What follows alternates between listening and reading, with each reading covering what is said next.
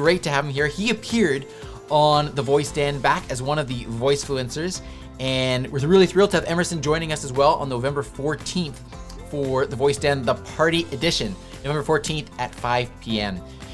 But without any further ado, let's bring on Emerson and our co-host, Ian Utile. Hello there, guys. Hey, good afternoon. How's it going? Hello, everybody. Glad to be here. Amazing. We are thrilled to have you here as well, Emerson. So let's get right to this. We need to introduce you to the audience. And by the way, I should just say, we are live. So if anybody would like to throw any comments, questions on there, I'm able to see those and we can bring them up and give them to Emerson to comment on. But let's start with the introduction. Emerson, who are you? What do you do? Sure. I am Emerson Sklar. I am the chief evangelist of Bespoken, who are the leaders of automated testing, tuning, and monitoring for conversational AI. Amazing. And how did you get involved? How did you get involved in voice? What's kind of the background story there? Yeah, that's a great question. I really owe my path into voice to my good friend Ben Anderson, who leads the voice practice at my former employer, his current employer, a company named Applause, who focus on crowdsourced testing.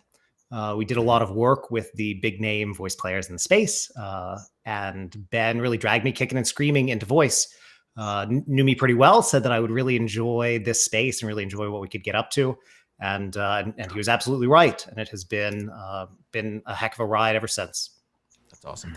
What do you mentioned, like your friend thought that you would enjoy it. What do you enjoy the most about what you're doing these days?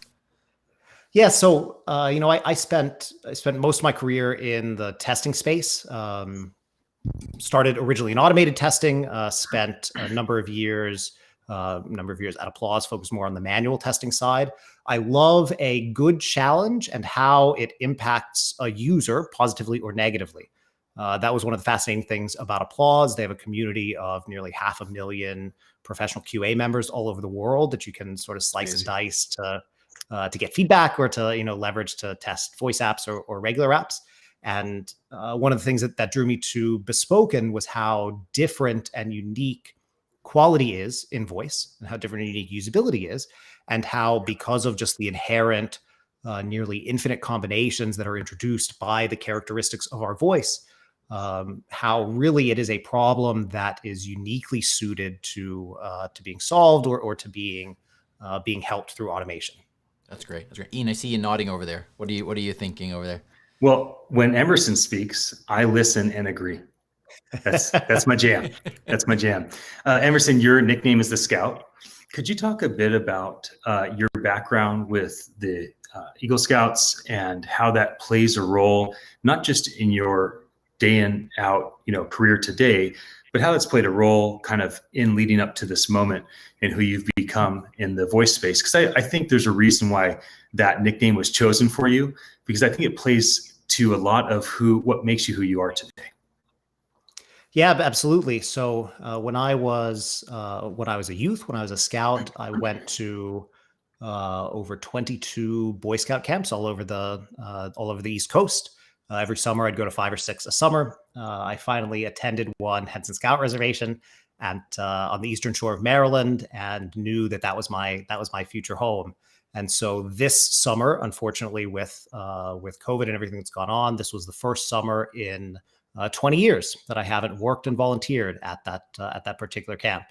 And so it was really impactful and formative for me as an individual, spending my time there, especially both as a camper and then as a staff member, and then working there as one of the leaders at the camp, both for the thousands of scouts that we get every year, for the hundreds of adult leaders, the parents who come with their children, and then the typically 70 to 80 staff members that we have, most of whom are youth. Really incredible just to be able to give back and have that same kind of impact and see those communities grow. And it's really amazing. The Scout Oath and Law, the sort of tenets of the Scouts BSA, are almost impossibly difficult frameworks to live by. They are, the standards are so high. And one of the things that took me a long time to learn was that you don't have to be perfect. You don't have to do each one of them perfectly. Everyone obviously has their own strengths and weaknesses. But if you keep those in mind, if you try and follow things like being trustworthy, being kind, showing bravery, if you try and follow those things, not only does it reflect well and work out well in your personal life, but I think it has put me in great stead through my professional career as well. That's great. Could you talk a little bit more about bravery and courage? Because I feel like since the voice tech industry is, even though there's been a lot of progression over several decades, so it's not like this is new, right? But there's been a lot more development the last several years, but a lot of the development is around the development of hardware and software and kind of the first movers taking advantage. But so much of what you do at your company has to do with your company being courageous and bold and putting these tools together for folks, and your clients are really people that are wanting to be on the cutting edge of what's possible around voice tech. So could you talk a bit about bravery just in our industry? Yeah. So I think there's a couple facets. My childhood mentor was the camp director at Henson Scout Reservation for over 20 years. Ray Teat had a story he liked to tell about two different kinds of bravery. There's the easy kind of brave where you jump in front of a train to push somebody out of the way, or a bear is coming and you try and scare it away so it doesn't eat your friends. And then there's the tough kind where you know that your peers are doing things that are not right, and you have to stand up to them, even though you know you might be on the receiving end of ridicule. And so from the one standpoint, especially because, like you said, the industry is not brand new, but it is still growing and evolving so rapidly. Part of my role at Bespoken, part of my prior role at Applause, and then just in general as somebody who loves the industry and wants to see it succeed, is to call out things that places where I think either brands that are in the space or other vendors that are in the space could do better or should do better because of the impact that it has on individuals. And then the other part, like you said, Ian, is having the freedom and having the courage to try and fail and iterate. And there's no path to success in, maybe not in all industries, no path to success in most industries, let's say. Certainly no guaranteed path to success in the voice industry. And I've been incredibly fortunate that my mentors and leaders at Applause, the rest of the team at Bespoken, that everyone is, so open and so receptive to trying, just to trying hypotheses and seeing how it works. That really has been the genesis of a number of the products that we have, a number of the great solutions that we have in the space, the stuff that we do with the test robots. A lot of the work that we're doing in the IVR space was just seeing, is this something that we could do? And is it something that, again, is going to have a positive impact on the brands that we work with and ultimately their users who are, varied and spread across the world. I really like that. That's amazing when you think about the parallels there between Scouts and bravery and a new industry. It's amazing. Here's a comment I want to bring up on screen here by AJ. It's good to see you, AJ. And AJ says, I have a client heavily involved in the Scouts. He is extremely understanding and patient.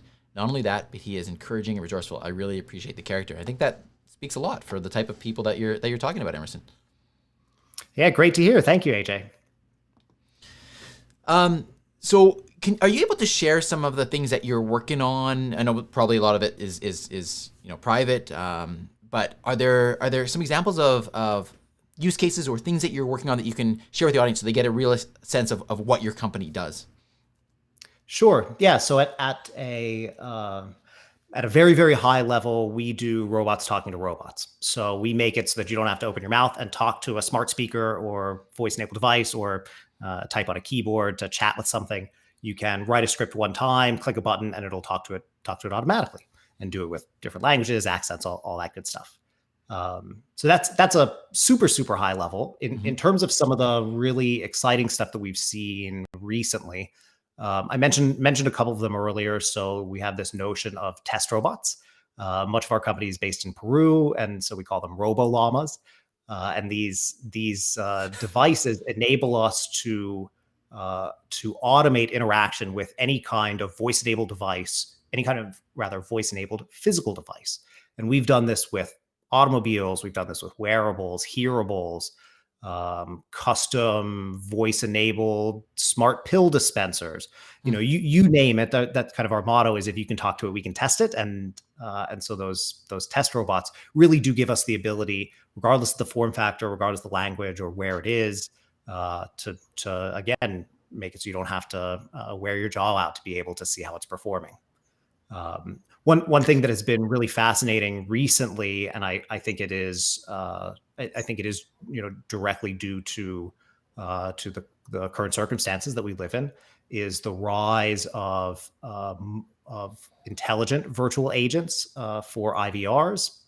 I think everybody has had very frustrating experiences calling in to their insurance company or their credit card company, and it says, say your social security number, and it doesn't understand you, and then you get frustrated, and it finally connects you to a real human being, which is what you want in the first place. And so a lot of companies are seeing that, the rate of those kind of incoming calls has gone way, way up now that a lot of people are at home. And so they're making investments that a year ago, 2 years ago, it was just the most forward thinking of the companies. It was just, people on the cutting edge investing in sort of smart speaker driven tech. And now they're tying things like Alexa with, Amazon Connect and Lex. They're tying Dialogflow, they're tying Rasa, they're tying Twilio to some of their legacy systems, both obviously to have, some monetary impact down the line, but then very much to have a positive customer impact, which is what it's really all about. One thing that we've also seen, again, kind of due to the current health circumstances, is the need for having live automation and live interaction with voice-enabled devices that are not co-located with you. And so we haven't really unveiled it much. I guess this is perhaps the first time anybody's really talked about it. Right, here we go. We have this capability to enable you to do live bi-directional streamed sessions with voice-enabled devices using laptops, mobile phones, you name it, commodity hardware, let's call it.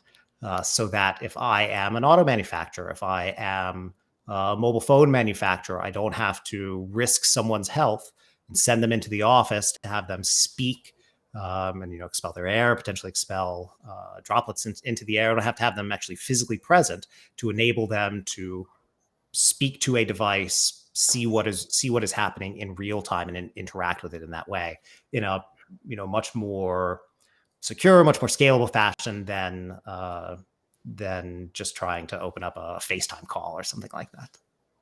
Right. Very good. Ian, any other questions here? We're getting a little bit short on time. I want to be respectful of everybody's time. Yeah. Anything else? Well, it's hard to ask the last question because I have so many, but let me just have you speak to this one thing, Emerson. There's 3 elements to modern voice technology as we know it.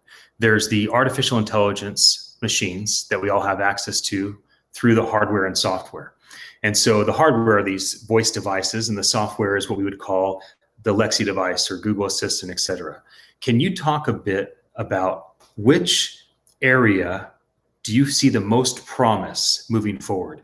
Is it in the physical hardware, the software that people are speaking to, or is it really the brains behind it all that you're most excited about? But if you had to choose, which of these 3 elements are what you see as being the most promising? Yeah, that is a tough question. I think the device manufacturers, the embedded hardware manufacturers have done an extraordinary job getting us to where we are today. It's sort of like that, like that 80-20 rule. They've done so much. They've gotten us to a great state that the perhaps incremental improvements that are ahead of us may be tougher to distinguish, maybe tougher to be wowed by, perhaps. I think the AI has a lot of room for growth. But I think for the vast majority of companies, the products that they're creating, they don't have a real mechanism to influence that. Where I am most excited and where I think that brands can make the biggest impact in the conversational products they're making today is on the software side, as in what they're actually creating. When we made this switch to putting our faith in AI assistance, we let go, we released a lot of the burden of the actual development of the underlying capabilities, underlying technology. That burden didn't totally go away. It shifted to a burden of designing something that is really conversational, and that is a challenge. It is something that most companies get okay.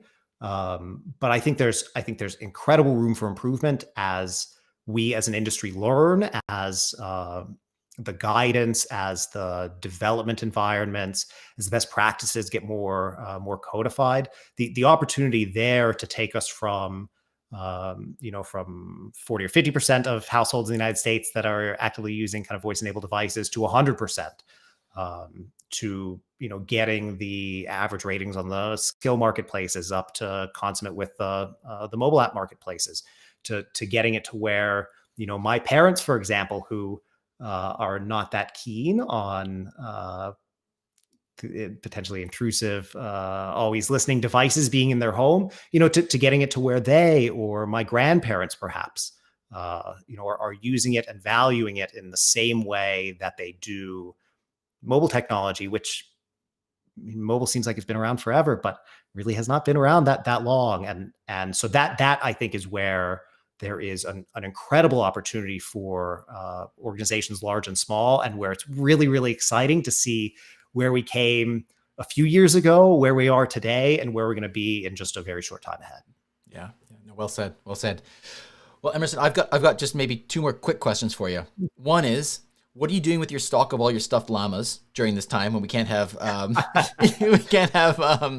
in-person events? For those that don't know, like, whenever Emerson's company Bespoken is around, they've got these massive boxes of stuffed llamas, and it's like the hottest item that you could possibly walk away from a conference with. So I hope those come back. Any very important comments that you can make on that? Yeah, we're trying to work out a partnership. There are some miniature llama breeders in the United States. So I'm trying to work out a partnership to see if I can borrow a miniature llama in return for some of the stuffed llamas, which might surpass the excitement at future conferences, even beyond those. That's very true. All right, good. We had to get that straight. And finally, you're going to be on the Voice Den Party Edition, and people are going to be able to ask questions. What's your sweet spot? If you could kind of direct what questions you were asked on the show, what kind of questions would you want people to ask you? Well, I love, it's nerdy. I love QA. I love the quality space, the notion of holistic approaches to quality. I love, specific to voice, how every time I run or analyze or just review usability studies, I'm always amazed and surprised at how different my perspective is than somebody who's entirely non-technical, or somebody who's technical but much older, anybody across the spectrum. But evaluating products, development life cycles, and figuring out what the right way is to think about quality from the user's perspective is, again, I guess a little nerdy, but is something I find just delightful and fascinating. So yeah, would love to hear other people's input as well, and would love to field any questions in that space.